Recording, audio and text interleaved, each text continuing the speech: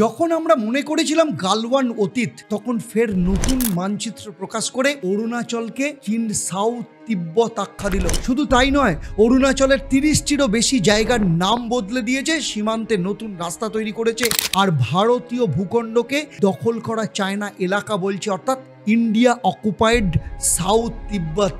ভাবুন, এখন প্রশ্ন একটাই, লাদাখের পর কি অরুণাচলও আবার? আমরা ভারতীয় নাগরিকরা গর্ব করে আমাদের সেনাবাহিনী, বিআরও এবং ডিআরডিওর সাহসকে গর্ব করে বলি, কিন্তু সেই সঙ্গে আমাদেরও কিন্তু জিজ্ঞাসা করার অধিকার আছে, সরকার কি সত্যি যথেষ্ট সতর্ক? আমরা কি শুধুই রিয়াকশান দিচ্ছি, না আগাম সমস্যার জন্য প্রস্তুতি নিচ্ছি? আজকের এই এপিসোডে সত্যবচন, একদম সত্যি কথা বলবো, অ্যানালিসিস করব ধরে ধরে 1962 থেকে 2025 কূটনীতি, সামরিক প্রস্তুতি, সীমান্ত গ্রাম এবং সরকারের কৌশল নিয়ে। গালওয়ান যেন আবার না হয়, এই অরুণাচল যেন কখনোই পরবর্তী গালওয়ানের পরিস্থিতি না দেখতে হয়। আপনিও দেখুন, জানুন এবং প্রশ্ন করুন, কারণ সচেতন নাগরিক মানেই হচ্ছে শক্তিশালী গণতন্ত্র, এবং সচেতন নাগরিক মানেই সত্যবচন।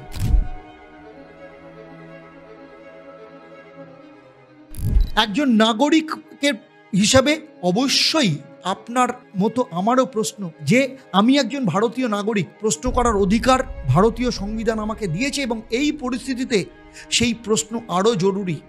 চীন সম্প্রতি ফের যে দাবি তুলেছে অরুণাচল প্রদেশ সাউথ তিব্বত, তারা ভারতের মানচিত্র ইচ্ছাকৃতভাবে বিকৃত করেছে, 30টিরও বেশি জায়গার নাম বদলে দিয়েছে অরুণাচল শহরের, পাহাড় এবং নদীর। চায়নার পররাষ্ট্র মন্ত্রণালয় থেকে স্পষ্ট বার্তা, India is occupying Chinese territory. আমার প্রশ্ন, সরকার কি জানে না যে ইতিহাসের পুনরাবৃত্তি হতে চলেছে? লাদাখে গালওয়ান ভুলে গেছি, তাহলে এবার কি অরুণাচল টার্গেট? 1962 এবং তার যে সময়কালীন চিত্র, অর্থাৎ 1962 এর যে যুদ্ধ, ভারতের কূটনৈতিক এবং নিরাপত্তা নীতির চরম ব্যর্থতা বলা যেতে পারে। পঞ্চশীল নীতি নিয়ে শুরু, আর চীনের বিশ্বাসঘাতকতা দিয়ে শেষ। চীন যখন তাওয়াং পর্যন্ত পৌঁছে গেছিল, যদিও পরে সরে যায়, কিন্তু তাদের মানচিত্র, সরকারি হোয়াইট পেপার এবং সাম্প্রতিক প্রচারে একই বার্তা, McMahon line is illegal, Arunachal belongs to China. তাহলে অতীত থেকে আমার প্রশ্ন, যে সরকার তাহলে কি শিখলো? গালওয়ান উপত্যকায় ভারতীয় সেনা এবং চীনা বাহিনীর রক্তক্ষয়ী সংঘর্ষ, আমরা সবাই জানি 20 জন ভারতীয় জওয়ান শহীদ হয়েছিলেন। এই সংঘর্ষের পর প্রতিরক্ষা, বিআরও এবং ডিআরডিও পরিকাঠামো নির্মাণের ক্ষেত্রে স্পিড নিয়ে আসে। অরুণাচলে সেলা টানেল, নেপুচি টানেল এবং নতুন যে রাস্তা, 17তম মাউন্টেন স্ট্রাইক কোর, সেটা পুরোপুরি অ্যাক্টিভ রয়েছে সেই কাজ। SU-30 MKI স্কোয়াড্রন তেজপুর, চাপুয়ায় মোতায়েন রয়েছে। অরুণাচল সীমান্তে 5G টাওয়ার বসানো শুরু হয়েছে। কিন্তু প্রশ্ন তো তবুও থেকে যাচ্ছে, যে এই পরিকাঠামো উন্নয়ন কি যথেষ্ট? চীনা যে এই একই সঙ্গে 600 কিলোমিটার রাস্তা তৈরি করছে সীমান্তে, সেটার জবাব কী হবে? তাহলে এবার দেখে নেব যে আন্তর্জাতিক সংবাদ মাধ্যম কি বলছে। New York Times, the Diplomat, South China Morning Post, BBC, সব বড় বড় মিডিয়াগুলোতে রিপোর্ট রয়েছে, China is militarizing in Arunachal border with dual uses villages. India's silence on repeated incursions on strategic or political. Cartographic aggression is now China is new tool of war. তাহলে নাগরিক হিসাবে অবশ্যই কিন্তু প্রশ্ন তোলার অধিকার আমার, আপনার সবারই। সরকার কি চীনের কৌশল বুঝে সক্রিয়ভাবে আন্তর্জাতিক স্তরে এই জবাব দেবে? কিন্তু দিচ্ছে না কেন?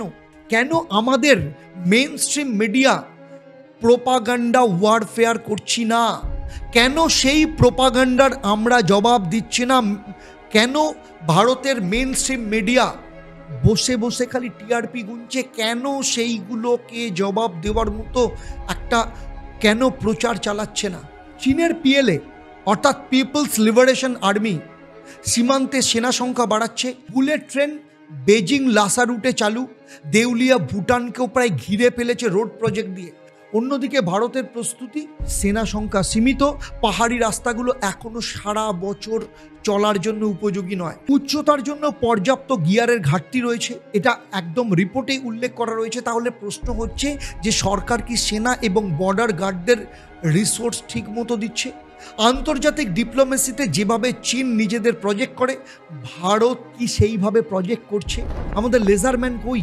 আমাদের বিদেশ মন্ত্রীর সেই ন্যারেটিভস কোথায়? চীনের নাম বদল কৌশল অর্থাৎ মনস্তাত্ত্বিক যে আক্রমণ চলছে, 2023-24 সালে চীন 30টির বেশি নতুন নাম দেয় অরুণাচলের পাহাড়, নদী, গ্রাম এবং পার্বত্য উপত্যকার। এই নেমিং স্ট্যান্ডার্ডাইজেশন কৌশল কিন্তু 3 ওয়ারফেয়ার ডক্ট্রিন হিসেবে পরিচিত। একদিকে হচ্ছে সাইকোলজিক্যাল, ল এবং মিডিয়া ওয়ারফেয়ার। ভারতের পররাষ্ট্র মন্ত্রক বলছে উই রিজেক্ট ইট আউটরেট।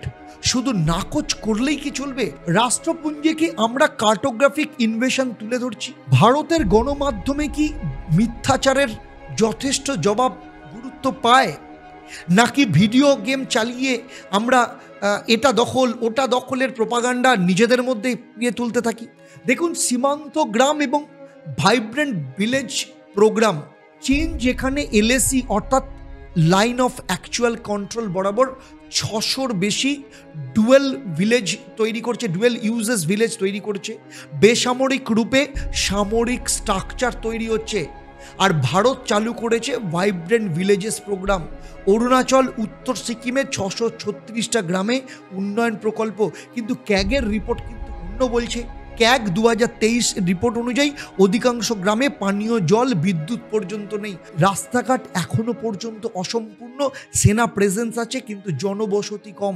তাহলে তো নাগরিক হিসেবে আপনার মতো আমারও প্রশ্ন থেকে যাচ্ছে, শুধু রাস্তা তৈরি করলে কি সীমান্ত রক্ষা হয়? মানুষ না থাকলে সরকার কিভাবে দাবি করবে যে এটা ভারতেরই ভূমি?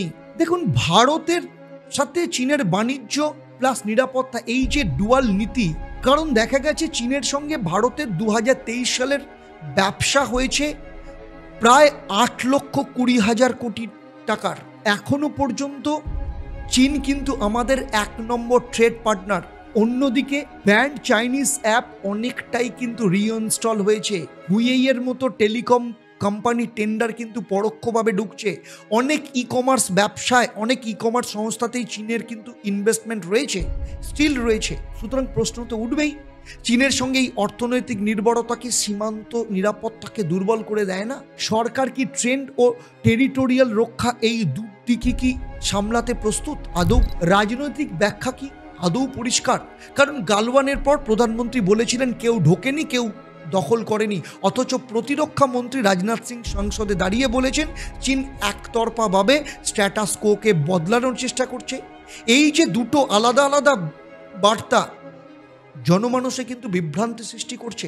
তাই আপনার মতো সব দেশের নাগরিকের মতো আমিও চাই সরকার পরিষ্কারভাবে একটা যৌথ বার্তায় নাগরিকদের পাশে এসে দাঁড়াক, নাগরিকদের সব প্রশ্নের উত্তর দিক। রাজনৈতিক নীরবতা নয়, স্পষ্ট কূটনৈতিক ব্যাখ্যা হোক। ইতিহাস থেকে শিক্ষা নিয়ে ভবিষ্যতের জন্য প্রস্তুতি নেওয়া হোক।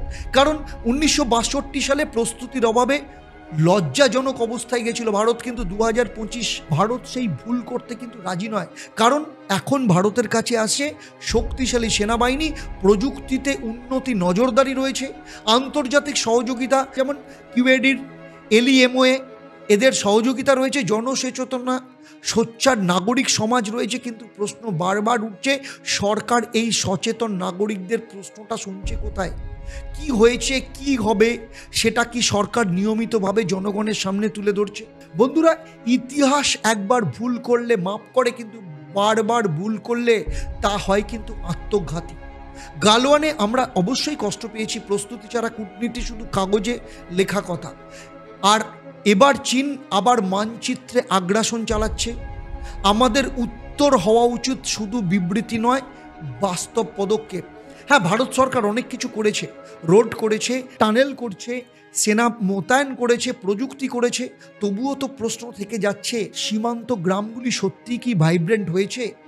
সাধারণ মানুষ কি জানে যে তাদের ভূখণ্ড নিয়ে আন্তর্জাতিক চক্রান্ত কত গভীরভাবে চলছে? আর চীনের নাম বদলের কৌশলের জবাব আমরা আন্তর্জাতিক ফোরামে কি জোরালোভাবে দিচ্ছি?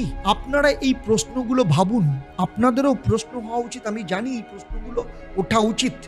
শেয়ার করুন আর মন্তব্য করে জানান যে আপনার মতে অরুণাচল কি যুদ্ধের ময়দান পরবর্তী ক্ষেত্রে হতে চলেছে। দেখুন, দেশপ্রেম মানে কিন্তু শুধু আবেগ নয়, তথ্য নির্ভর দায়িত্ব।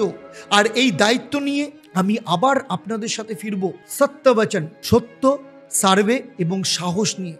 শুধুমাত্র সত্যবচন, যেখানে সত্যবচনই হয়, কারণ প্রতিটি প্রশ্নই দেশ রক্ষার পক্ষে একটাই অস্ত্র। নমস্কার, ভালো থাকবেন।